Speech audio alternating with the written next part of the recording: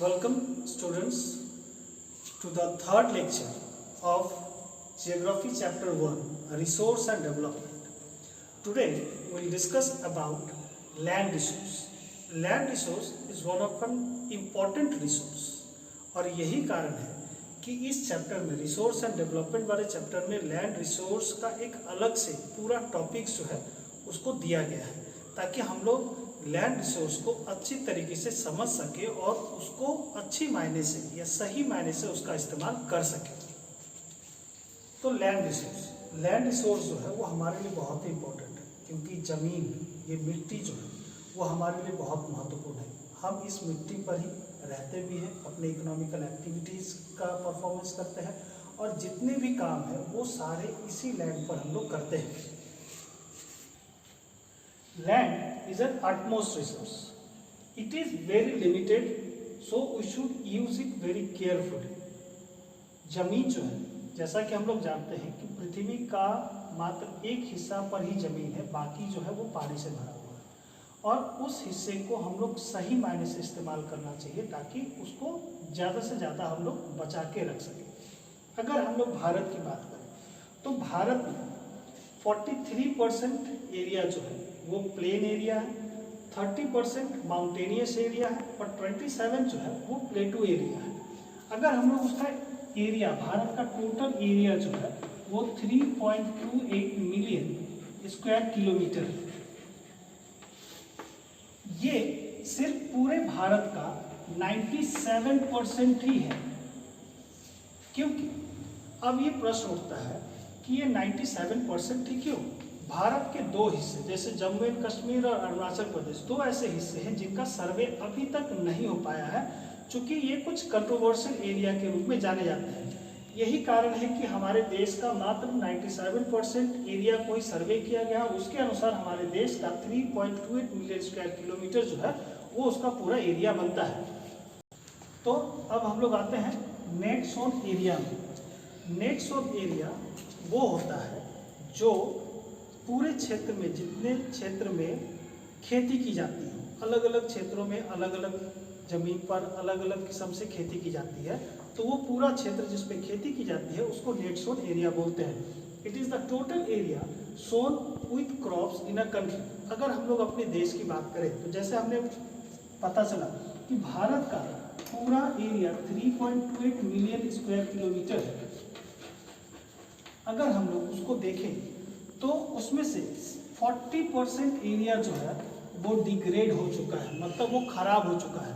अब हमारे पास मात्र 60% एरिया ही बचा हुआ है। तो 3.28 मिलियन स्क्वायर किलोमीटर्स में से 1.3 मिलियन स्क्वायर किलोमीटर जो है एरिया या मिट्टी डिग्रेड हो चुका है। तो अब हमें ऐसे डिग्रेडेड एरियाज को, डिग्रेडेड क्षेत्रों को सही रूप में इस्तेमाल करना चाहिए ताकि इन जमीनों का हम एक अच्छा उपयोग कर सकें। तो लैंड डिग्रेड होने के कुछ मेन जो पॉइंट्स हैं, कुछ मेन तरीके जो है वो है नेचुरल एक्टिविटी और ह्यूमन एक्टिविटी। नेचुरल एक्टिविटी के तहत इरोजन और नेचुरल क्लैमिटीज, ये ऐसी चीज़ें हैं जिसके मायने से मिट्टी जो है वो डिग्रेड होता चला जाता है। इसको तो हम लोग रोक नहीं सकते, लेकिन कुछ ह्यूमन एक्टिविटीज़ है जिसके कारण लैंड जो है दिनों दिन बहुत ज़्यादा डिग्रेड होता जा रहा है, जिसमें से सबसे पहला आता है ओवर ग्रेजिंग। भारत के कुछ ऐसे क्षेत्र हैं जहाँ की मिट्टी ओवर ग्रेजिंग के कारण जो है एकदम डिग्रेड हो चुका है। जैसे हम लोग बोल सकते हैं गुजरात। गुजरात एक ऐसा क्षेत्र है जहाँ की मिट्टी जो है ओवर ग्रेजिंग के कारण बर्बाद हो चुकी है। उसके बाद आता है हम लोग ओवर इरिगेशन। पंजाब और हरियाणा ऐसे दो क्षेत्र हैं जहां पर 80% लैंड जो है वो खेती के रूप में इस्तेमाल किया जाता है और जिसका मैक्सिमम हिस्सा क्षेत्र जो है, मिट्टी जो है वो इरिगेशन के कारण डिग्रेड होता जा रहा है। और तीसरा ओवर माइनिंग।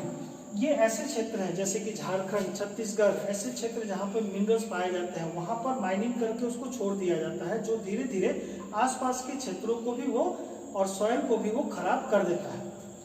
इन सारी चीज़ों को हम लोग इन लैंड्स को डिग्रेड होने से कैसे बचा सकते हैं? ये तो तीन चीज़ तो है ही है। इनके ऊपर कंट्रोल करके हम लोग बचा सकते हैं, ताकि लैंड जो है, अब जो 60% लैंड बचा हुआ है वो डिग्रेड ना हो। और इसके अलावा जो हम लोग कर सकते हैं वो है एफॉरेस्टेशन, ज़्यादा से ज़्यादा हम लोग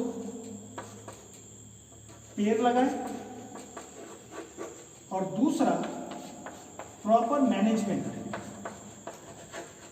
ताकि हमारे पास जो लैंड रिसोर्स हैं उनको हम अच्छी तरीके से मैनेज कर सकें और उनको उस मायने से इस्तेमाल कर सकें। तो आज के लैंड रिसोर्स में इतना ही। अब आपके लिए क्वेश्चन है, जैसे हमने इसमें पढ़ा कि पंजाब और हरियाणा ऐसे क्षेत्र है जहाँ पे 80% मिट्टी जो है, सॉइल जो है, वो खेती के रूप में इस्तेमाल की जाती है। अरुणाचल प्रदेश एक ऐसा राज्य है जहाँ पे मात्र 10% ही ज़मीनों का इस्तेमाल होता है। अब आपको ये पता करना है कि ऐसा क्यों है। हरियाणा और पंजाब में 80% ज़मीन का इस्तेमाल हो रहा है, और जो कि अरुणाचल प्रदेश में मात्र 10% ही ज़मीन खेती के रूप में इस्तेमाल की जाती है। उसका क्या कारण है? That's all for today's. Stay at home and stay safe.